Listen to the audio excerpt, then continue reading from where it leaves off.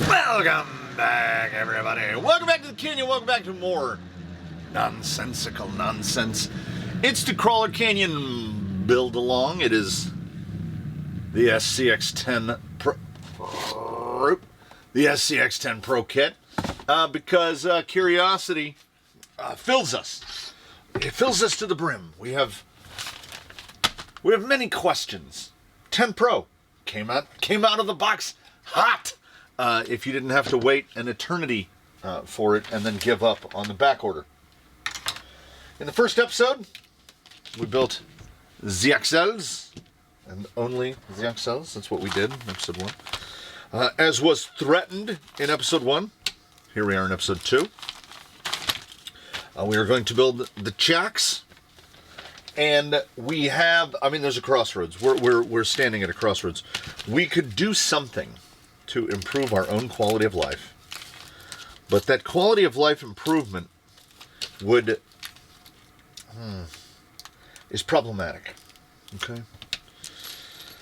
Axial appears to be completely incapable of making a shock that doesn't leak. The 10 Pro shock leaks the least.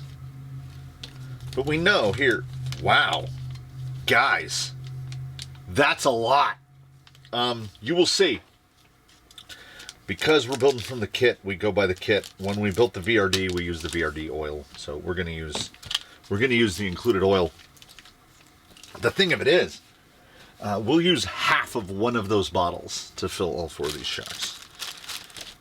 There's the cups. These are. I don't need to get the manual out at all. It's a shock. There are no surprises to building a shock, particularly when you're building these, which don't have anything out of the ordinary. They've got big weird cups, but it's a choice. Here's the tops.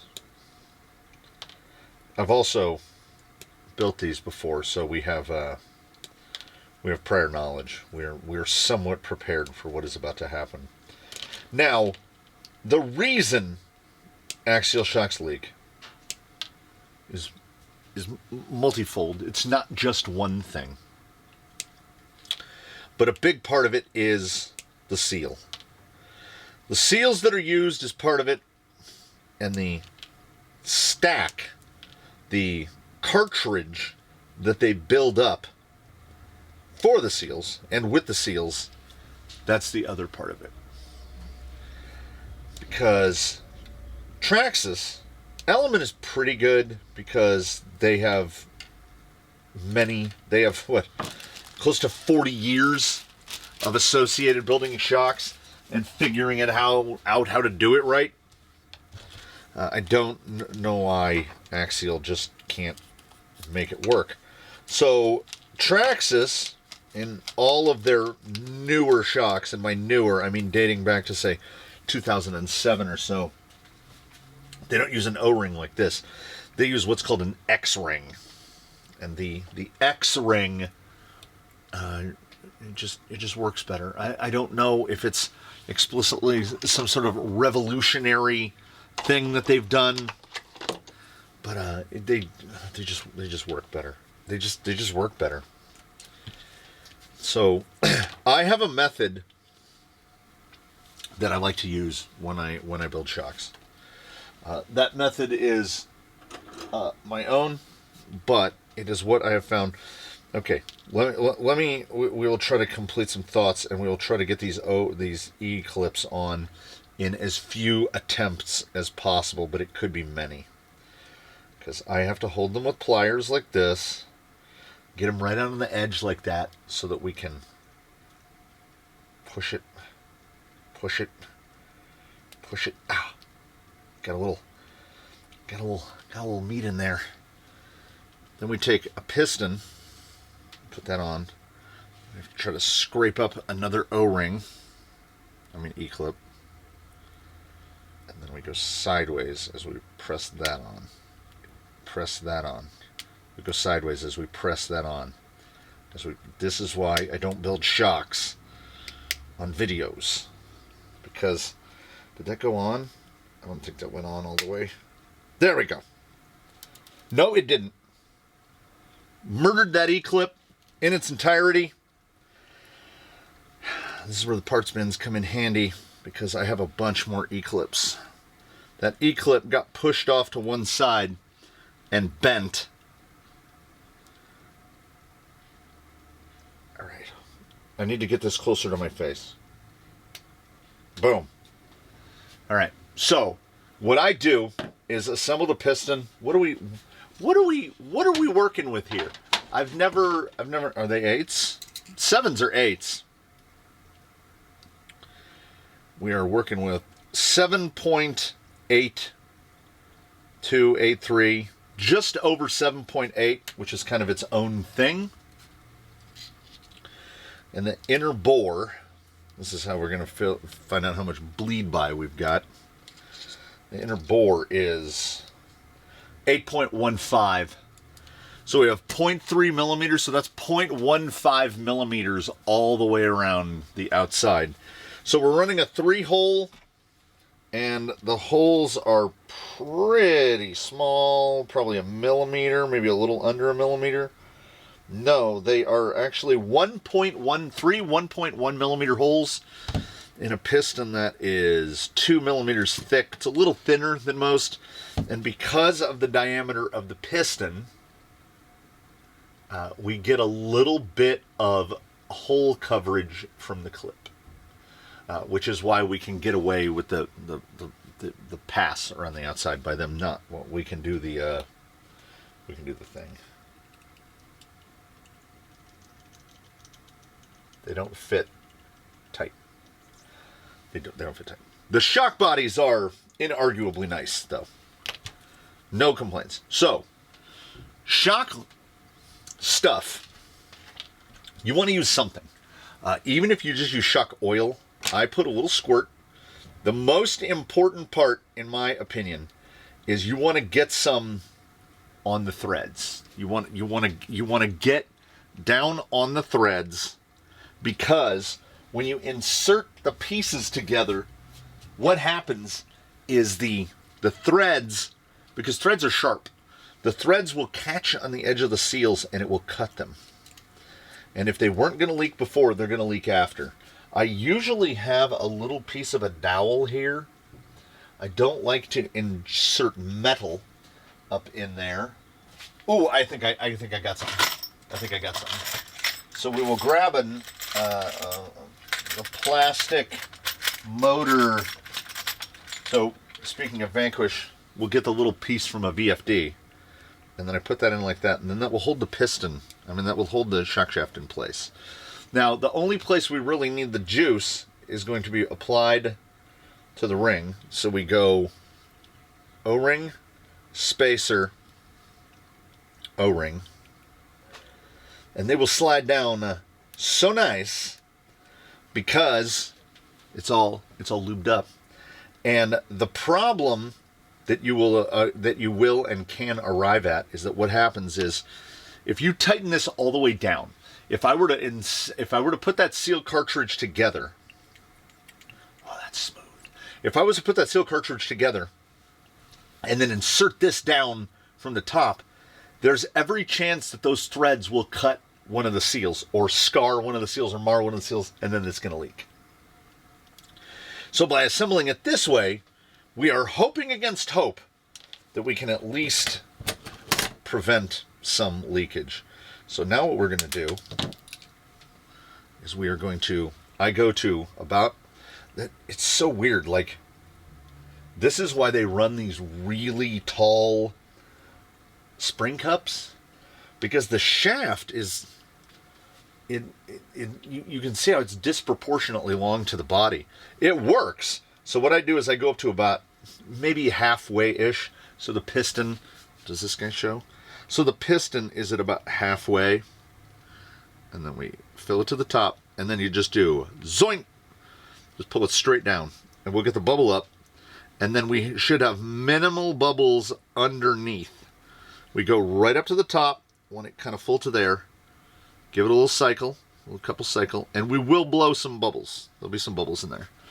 So we drop it in the shock stand, and while that guy is going to sit over there in the shock stand, we can assemble the cap. And all there is to the cap is that goes down, and then you take the O-ring, and I'm trying to remember what I used as a tool last time.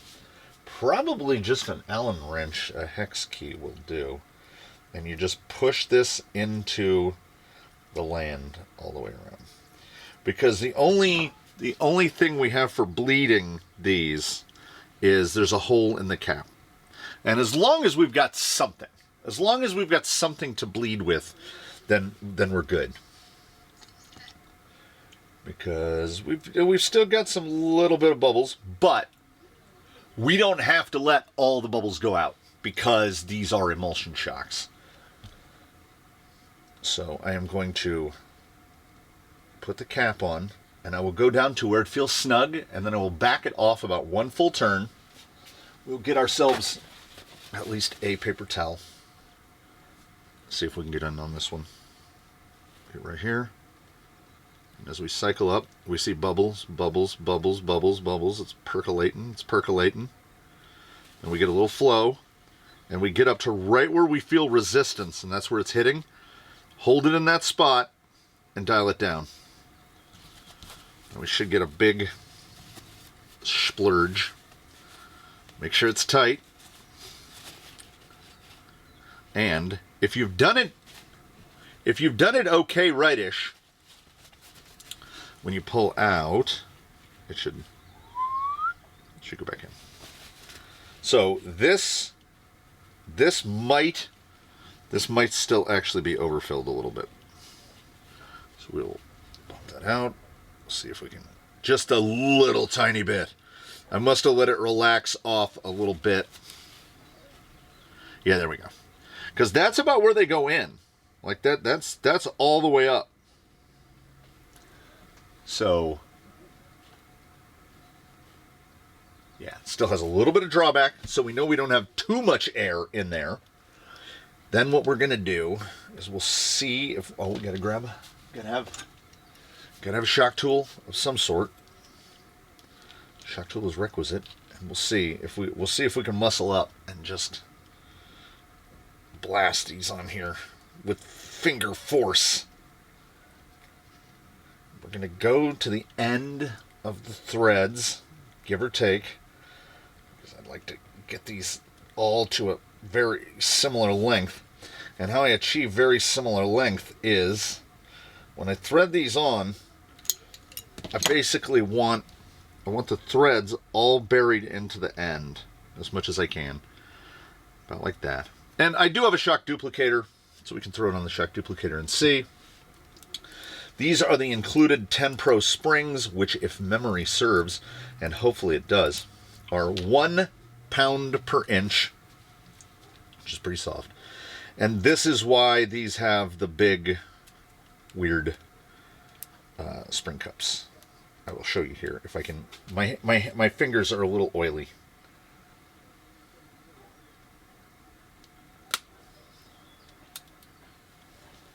So those really snap on with authority. It always feels a little underdamped to me on the 35 weight, but then if you cycle slow, yeah, it feels about right. Also, the 10 Pro is not going to be remarkably heavy, so we've got some flexibility there. What I did here is what I do every time.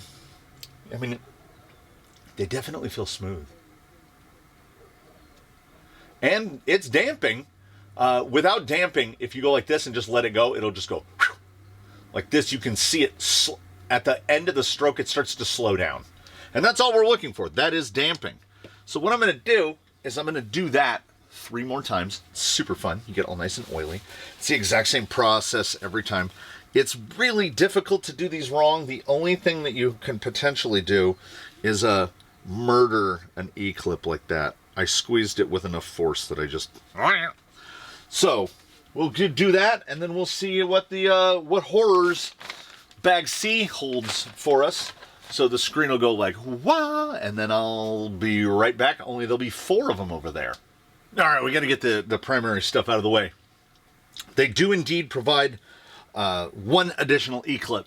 So you need 2 per shock, you get 9. The 9th one, as I was trying to install it into the final shock, slipped off of the end of the smooth jaw pliers and fell into some sort of liminal space, as it fell like right around this area right here and just completely disappeared. There's every chance that there's something that's picked up some magnetism and grabbed that. I don't know. As I mentioned, they give you the 2 bottles of oil. So that is how much oil you use to fill 4 shocks. So, hey, we're not going to complain about 35 weight. Over time, I just pour all of those oils into an old Associated Factory team bottle and make some sort of mystical concoction that is a collection of all the different oils that come with all of the different shocks. And we like to run shocks, particularly shocks like 10 Pro shocks, upside down, which means this way, so that they are more likely to retain their internal precious life-giving fluid, the thing that makes them work. But I don't know if they will clear upside down. Sometimes the clearances are really tight, and the fatter portion, this cap is fatter than this. So I don't know if they fit. So I have not installed the hollow balls. They are sitting over there on the bench, because otherwise I would just have to pop them out again. We hope for the best. We prepare for the worst. Big bag of plastics. These are some chunky plastics, some proper chunky plastics.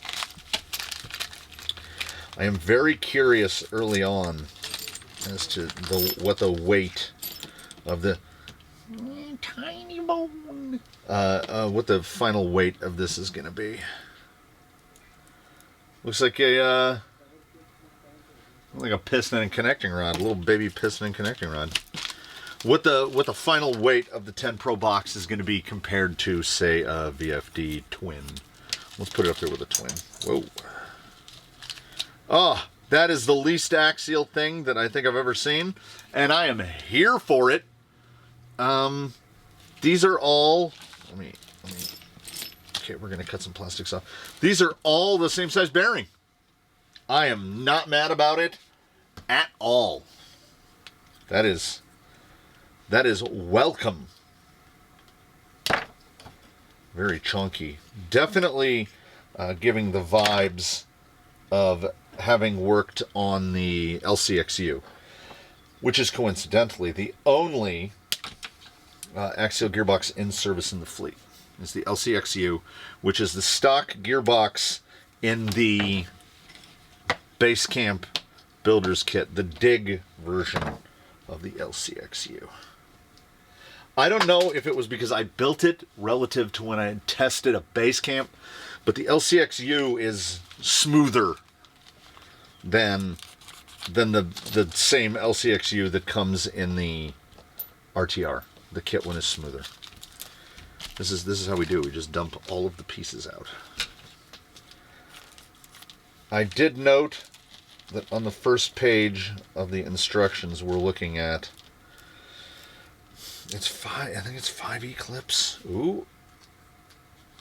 Little 5mm shim there. Greasy in that bag. So we're looking at 5 E-clips, but 2 of them are to be expected. They are for the mechanism to actuate the variable overdrive.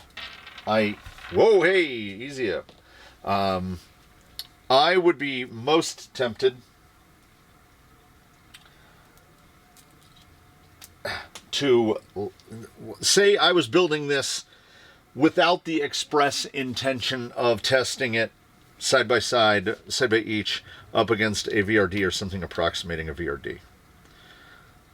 We might have to buy a VRD. The Canyon does not have a VRD. We might end up having to buy one, maybe this month, maybe in June or July, so that we can get the proper I need to, an art of focus. Art of focus. That wasn't too bad at all. That wasn't too bad at all. We made it through relatively unscathed. So, shaft has 2 squares and a hole in the end. And then this shaft has a big slidey bit in the middle. And then those are the outputs. And then I don't know what that one is. So we need a 20 tooth. It looks like about a 20 tooth. That goes like that. And that will be retained with a big old E-clip. You get to look at that. I mean, I make every effort to not look at the manual at all. I do like a bigger E-clip. A bigger E-clip is nice. And then at the other end is a 26 tooth, which I'm going to say is that one. But what if the 20 is that one? Oh, no. There is no size chart like on the page up here where they have these. Ordinarily they would have little orientations of the gears. That's probably the 20 right there. But there's only one way to get to it, and that is get a pick and count the teeth, because we've got a 20, a 26, a 46, a 40, and then whatever this is. So there's the one and there's the other, because they both have these, and then there'll be a locking, there'll be a dog that goes in the middle, which is this guy, right? No. Okay, I don't know where that gear goes. I don't know where that gear goes.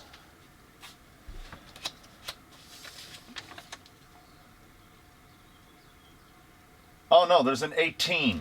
That's got to be the 18. Okay, so we're gonna sally forth.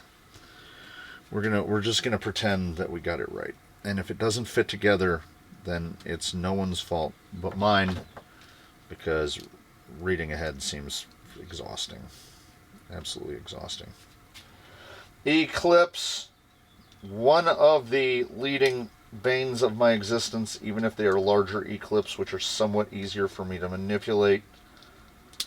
I never feel like they're fully engaged.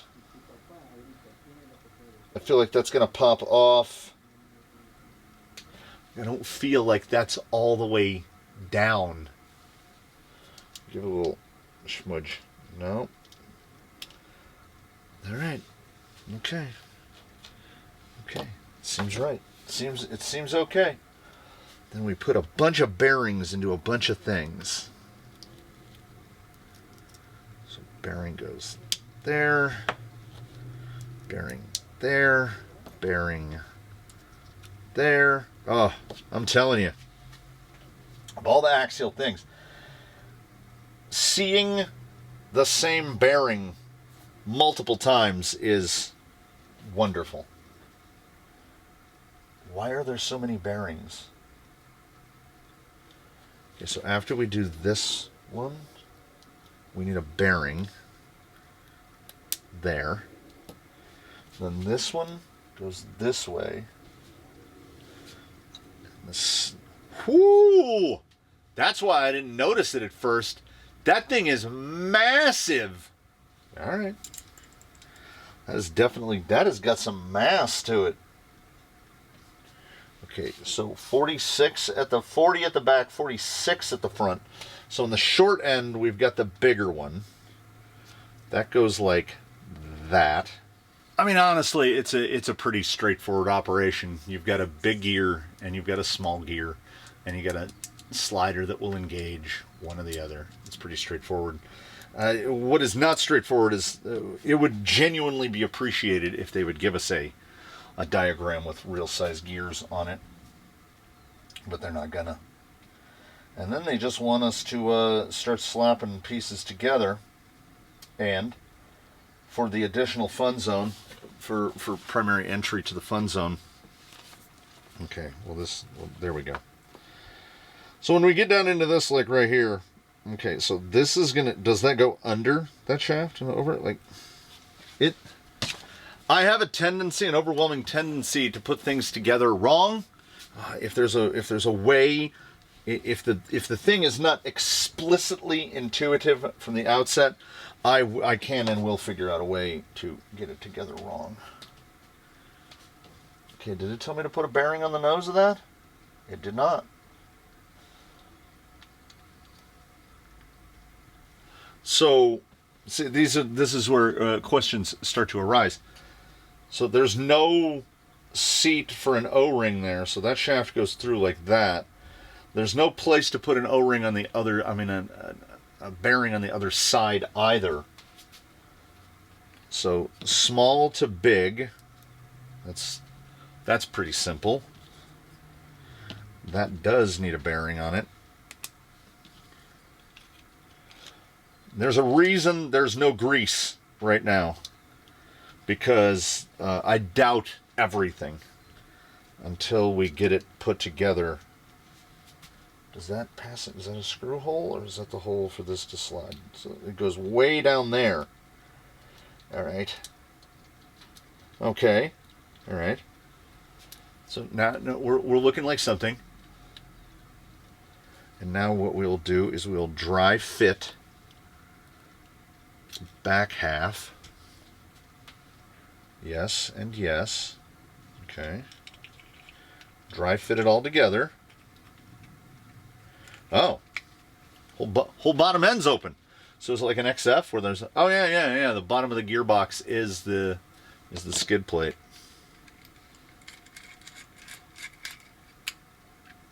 I mean, this is straightforward stuff. You can we can see the operation. Can we see it better this way? Can we see the operation together? So if we're over there, get in there.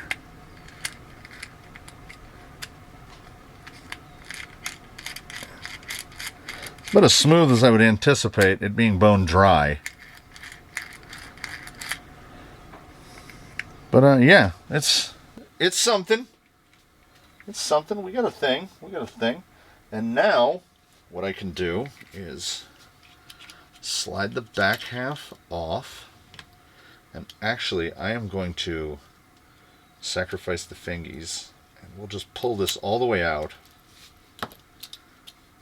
And we're just we are going to grease it liberally, because I don't want to take it apart and work on it. Okay, that is hyper liberally. I got a little too much squeeze on that. Oh, we're going to be very greasy. Oh no, we're going to be so greasy. Oh no. It's not my paper towels. Oh, we're in it together now. Okay. Oh. Okay. That's what he said. That came out a little faster than I thought it was going to. Now, I'm not saying that this orientation of a thing is all daydreams and rainbows, because that sticks. I see what they're doing. They're getting the gearbox as low as they can. You will note this part with the slope, that actually comes down onto the bottom. Like it completes the skid plate. So we're getting it done as low as I can. What you get in exchange for that is, as you're working on it and putting it together, every time you set it down, it does that. It rolls over and puts a big grease kiss on your bench. So you will get grease absolutely everywhere. So what I'm saying is, it had better be worth it. These two shafts are exactly the same, and that is not true. No. AXI 232079, AXI 232079.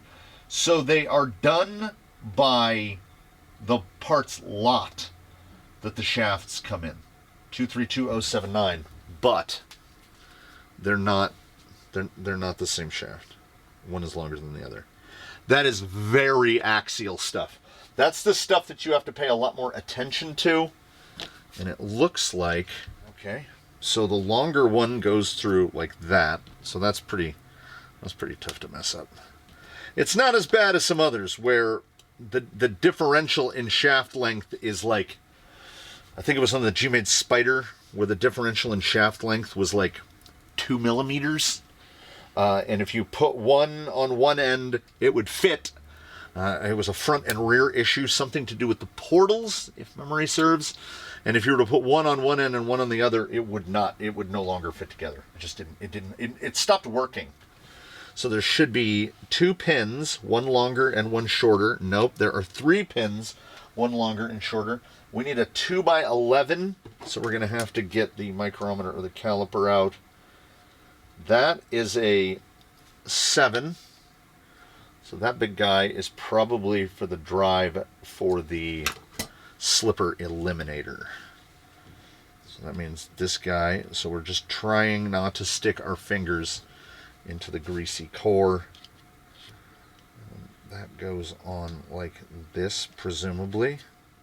There are parts of every build, and this is an inevitability, but why I will still stalwartly recommend kits over RTRs. You need to know. You need to know.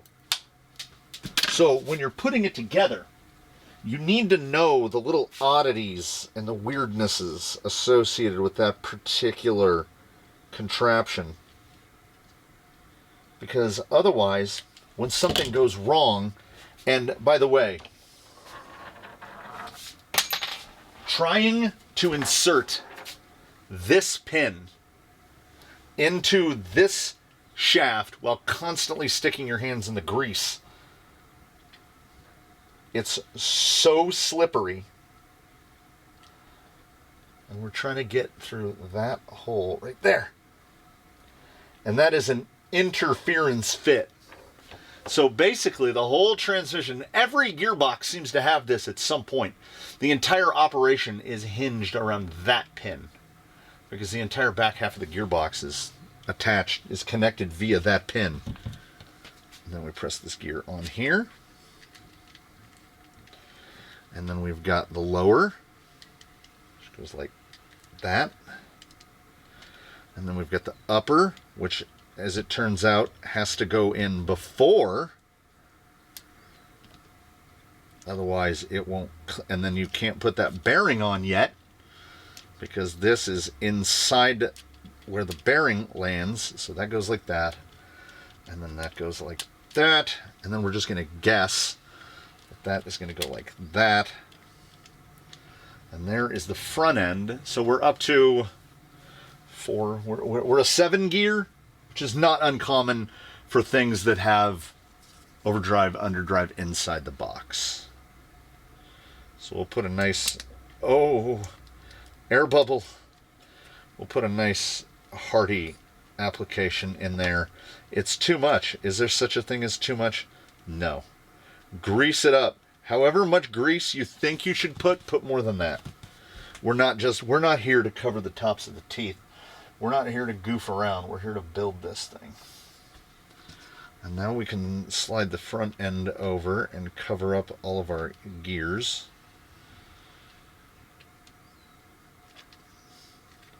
And we're definitely into the realm of too much rather than not enough. It's fine. It's fine. Get that squeezed together. That is okay. That is pretty smooth. That is pretty smooth.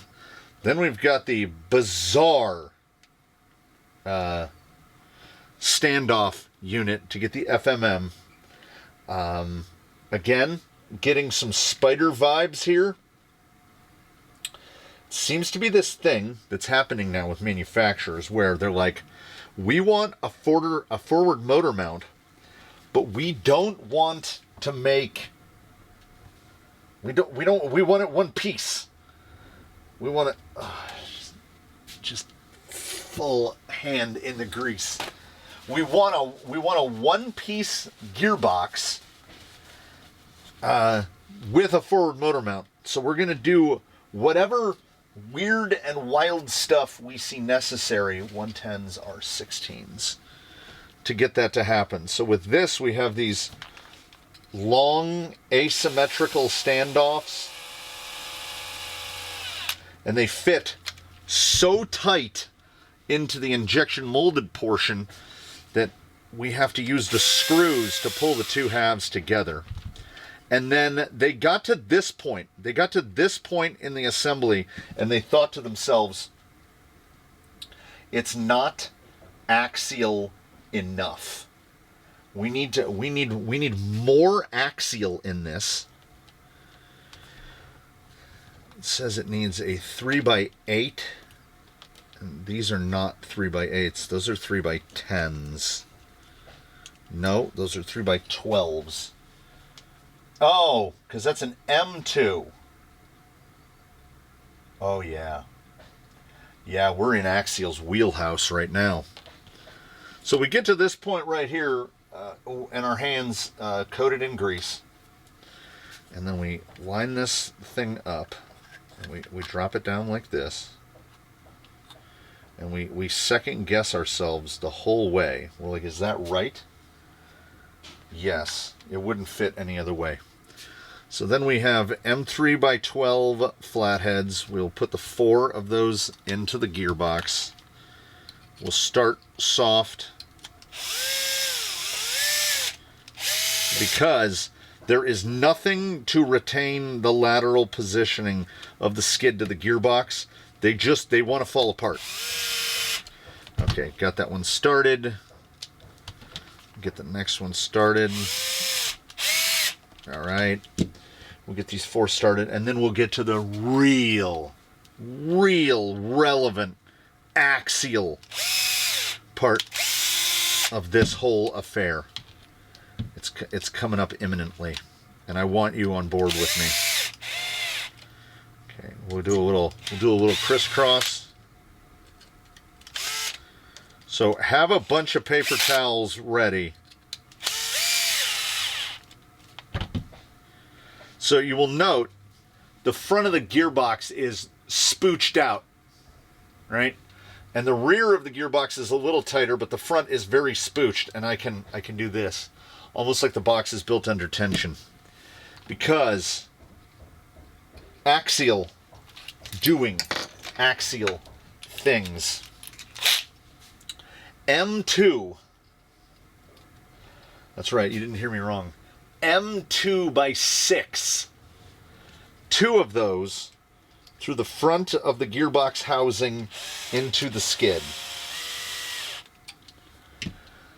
And don't be like me, you probably want to put those in by hand because... And then for the back, not M2x6, M2x8 for the backs. What would happen were you to accidentally attempt to insert the M2x8s into the holes where the M2x6 goes? You will strip them out for sure.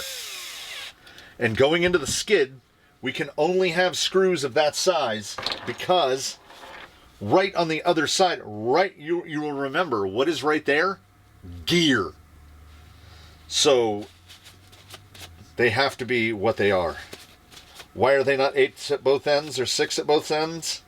Because that is hashtag just axial things. This gearbox, even to where we are right now, with it not fully assembled yet, that gearbox is already insane. And to dig around and accumulate the parts. This is my go-to for whenever I need anything like this, whether it be an overdrive servo, 2-speed shifter, and we only have room for a micro. And we know for a fact that this one only has room for a micro. Injora just calls it the 2065, which is the same model number as the Traxxas Micro. And this is my go-to guy because he has a regular 25 spline Futaba, full size, not the micro. The 2 horns that they include for you, and they are kind enough to include 2 horns. One is the 20-tooth obnoxiousness that is Spectrum SX107108, and the other one has 25 micro. So props to Axial for including the 25 micro, because that means if you're putting in a Reefs 99, AGFRC A20 CLS, anything like that, this horn will just bosh right on. And it's a big, beefy boy. But because of my prior run-ins with Axial, I have these Yeah Racing adapters. This is just the full Axial servo saver mechanism, and it looks to me, I was just holding it in place, it looks to me like our fitment should be exactly the same. Because if I have the opportunity to run a servo saver, I generally will. And this is where we get into more axiality here. Wow. I mean, let's be thankful that the let's be thankful that there's that weird, what seems to be superfluous cross brace, because the only thing that actually attaches the mechanism to the gearbox housing itself is another M2x6. We're seeing a lot more M2.5s and M2s nowadays, but this is very small, and the gearbox just kind of floats around independent of you. I hope that wasn't too long. Yeah, this is a strange operation.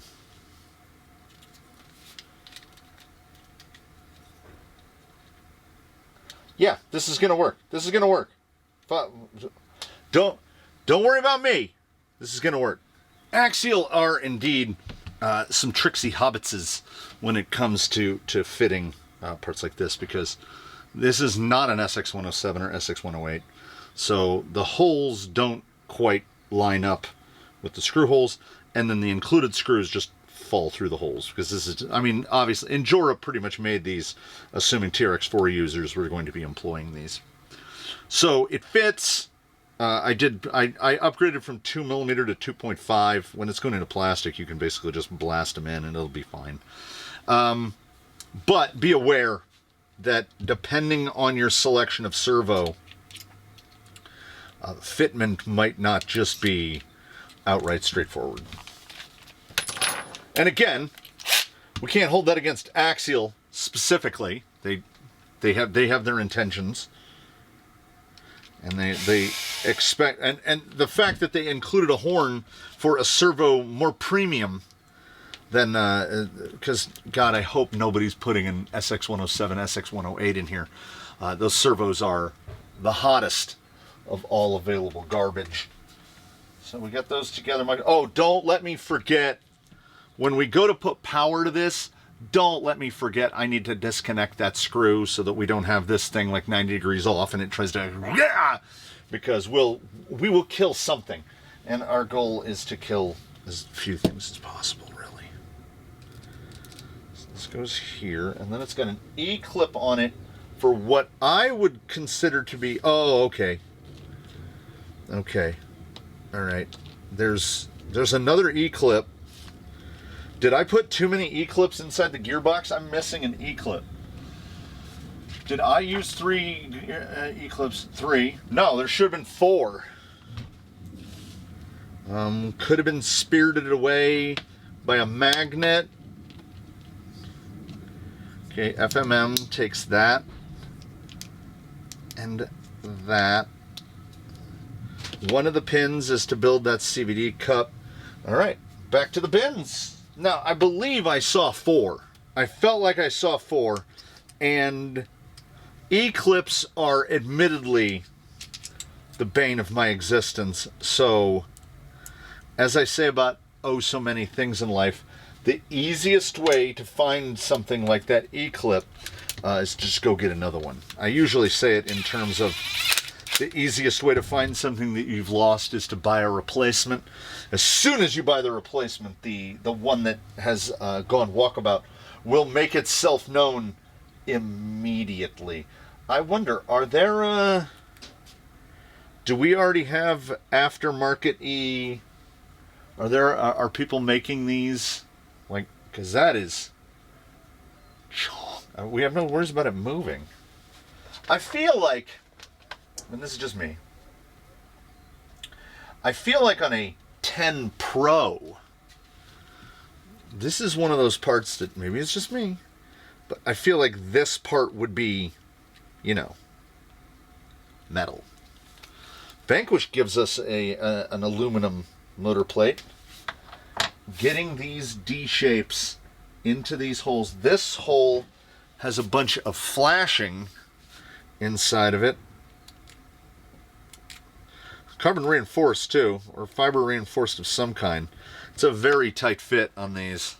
All I know is that if there's some advantage to having this all be one jabby, I don't know what it is. I think Axial just really quite well and truly enjoys building really long gearboxes. They're not happy unless their gearboxes get some real length to it.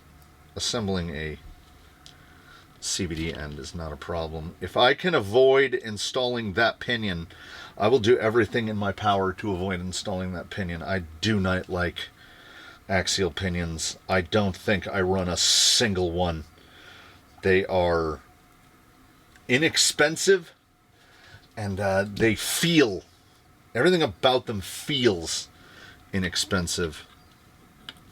So I'm going to guess that we drop this in, do the best way, and then try to hold this in place, and then put this in here.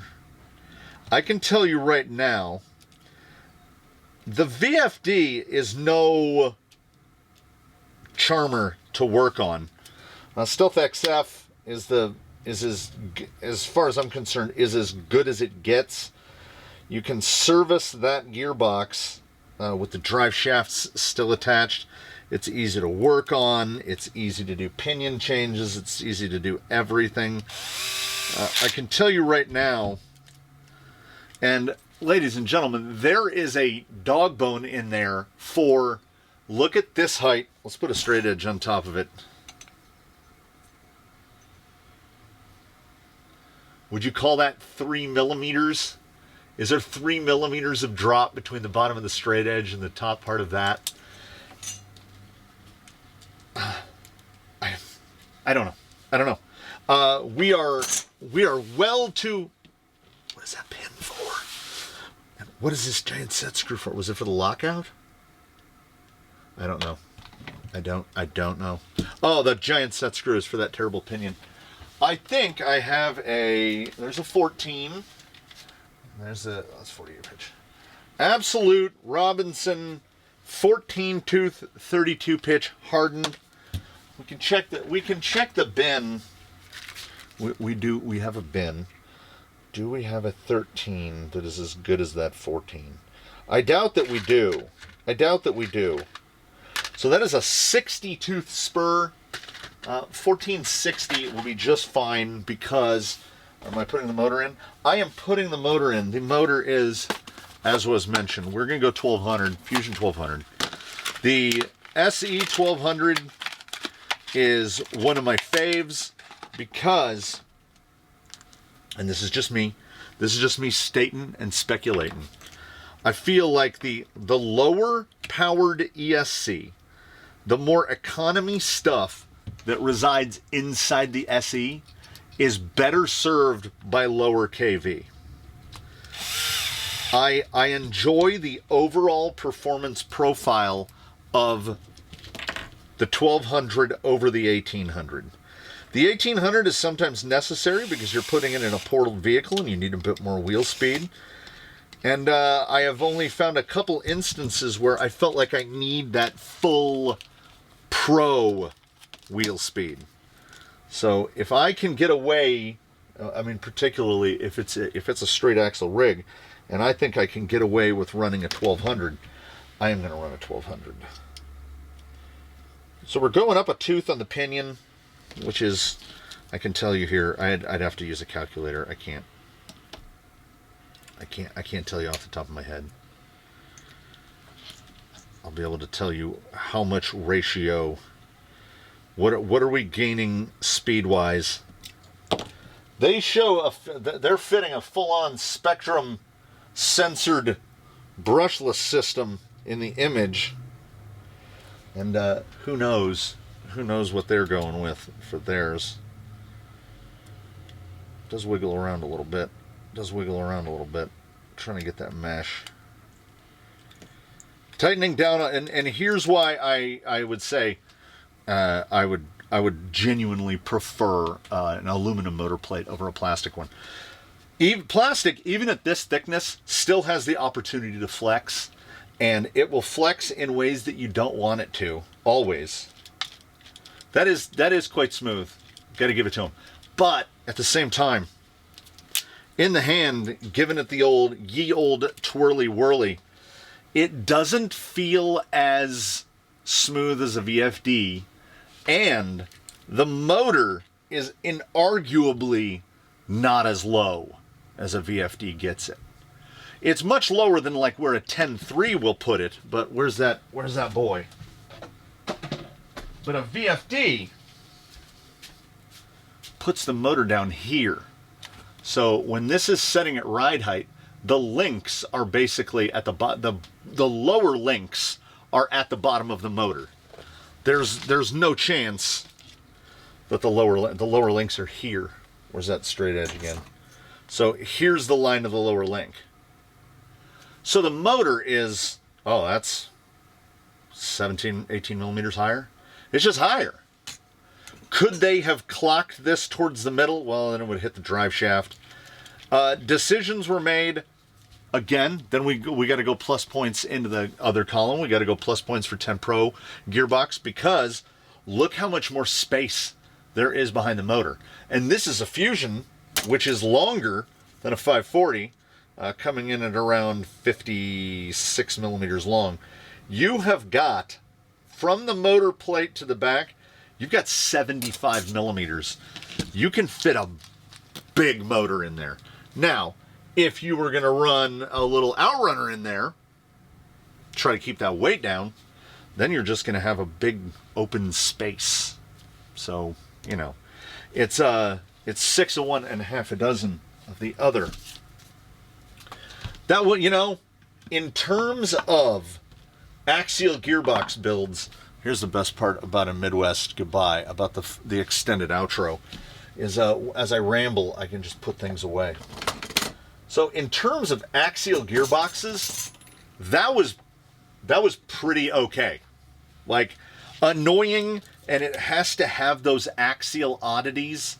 You're gonna constantly ask yourself, how many times can I take this apart before these M2x6 in the front become an issue, before they just core themselves out? So there's a body clip and a shim and another pin.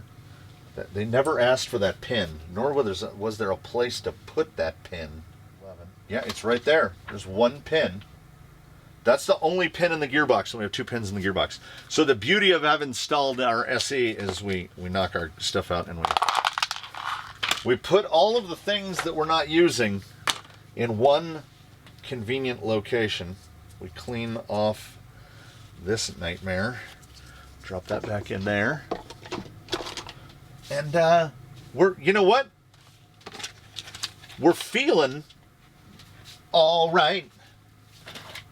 Because so far so good. We've got the heart. We've got the legs. Should go like that. We got shocks. Whatever part of the body shocks are. Shins. We've got the shins. We are definitely closer to a rig than we were when we started. The build along is flying along in my estimation. I think we're doing pretty strongly okay. We just finished I did page 16 without even reading the manual. Installing the motor and the motor plate were no problem at all. After this, we are going to build links. There is a drag link for CMS and a drag link for AMS. And they show us how to build the tie rod twice. even though it's the same rod. Then front upper,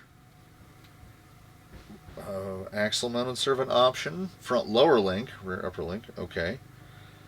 So front upper link AMS option, okay.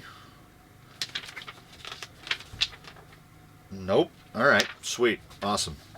Okay. Okay, axle mounted. All right, axle mounted option, panhard. Okay. It's the same upper link regardless of whether you're doing axle mounted or chassis mounted, so it's a 64.4 exposed. And then we do the front lowers, we do the rear uppers. Much as I would like to take you all on board the building of links, I will probably do it ahead of time. I don't know. I haven't decided. That is betwixt this episode and the next, and we will determine that when we arrive at the point to determine it. So there's where we sit for now. Oh, how about that? There we go. We've got to make links and drive shafts and then slap all of the pieces together, drop a body down on top of this, and ghost ride that whip. So we're 2 episodes in. We built a gearbox, which wasn't too bad. We built axles, which went together nicely. Still, something about it doesn't feel as smooth and fluid as putting together a VFD or a VRD or, I mean, a Phoenix or, you know, a Vanquish versus this axial. There's still, like, the little oddities that just yell axial. But other than, I mean, hey, 60-tooth spur, man. That's a big boy. Thanks for giving us the space to fit that. So, I will see you in the next one. Please, don't let me forget that I have to disconnect that. I'm gonna probably call it a dig servo multiple times. Don't let me forget that I need to disconnect that underdrive servo because I have no idea which direction it's clocked. I've got a receiver set aside for this thing. We are just going to use the radio that is the RC6 that a bunch of new builds are on. That's what we're going to be putting on this guy with probably one of the little tiny R4 FGM receivers is what we'll use. And we will have this on the rocks before you know it. And, I mean, we'll see. We'll see how it lines up in the timeline, because I might break down this month and order my very own VRD kit. I think I've built 3 of them now, and the Canyon doesn't have a VRD. So we might have to break down and build ourselves our very own VRD. Just to have it side by side against a stock Pro. Stock VRD versus stock Pro.